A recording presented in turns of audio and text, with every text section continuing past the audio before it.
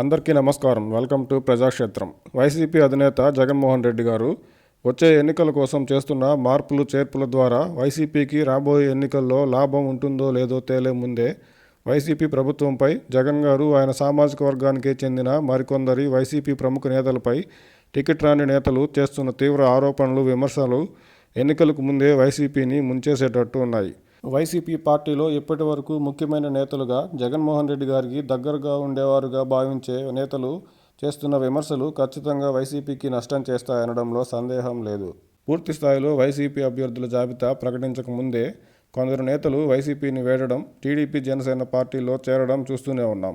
YCP MLA Parthasarathi లాంటి వారు ఇంకా పార్టీలోనే ఉంటూ జగన్ గారు తమను గుర్తించడం లేదంటూ చేసిన విమర్శల స్థాయి తక్కువే అయినా జనసేనలో చేరిన వైసీపీ ఎమ్మెల్సీ వంశీకృష్ణ గారు, వైసీపీకి రాజీనామా చేసిన ఆళ్ల రామకృష్ణారెడ్డి గారు వైసీపీ ప్రభుత్వంపై జగన్ గారు ఆయన కోటరీపై చేసిన విమర్శలు తీవ్రమైనవనే చెప్పాలి.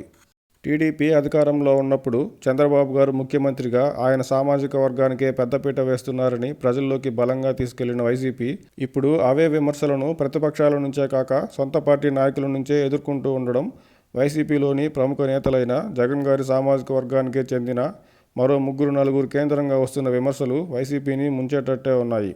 పార్టీ కోసం కోట్లలో తమ సొంత డబ్బును ఖర్చు పెడుతున్నా తమను పార్టీ గుర్తించకపోగా తమ సొంత వ్యాపారాలను ఆ సదరు నేతలు లక్ష్యంగా పెట్టుకుని తమను ఇబ్బందులు పెడుతున్నారని కొందరు అంటుంటే, ప్రభుత్వం సహకరించుకున్న సొంత నిధులతో చేసిన అభివృద్ధి పనులకు బిల్లులు సైతం ఇవ్వకుండా ఇబ్బందులు పెడుతుందని, రాష్ట్రంలో అభివృద్ధి లేదని, ప్రభుత్వం పనిచేస్తేనే కదా మళ్లీ అభ్యర్థులు గెలిచేది అంటూ ఆళ్ల రామకృష్ణారెడ్డి గారి లాంటి వారు చేసిన విమర్శలు చూస్తుంటే రాబోయే రోజుల్లో వైసీపీ ప్రభుత్వంపై జగన్ గారిపై మరిన్ని తీవ్ర విమర్శలు రావడం వైసీపీకి నష్టం చేయడం ఖాయంగా కనిపిస్తుంది.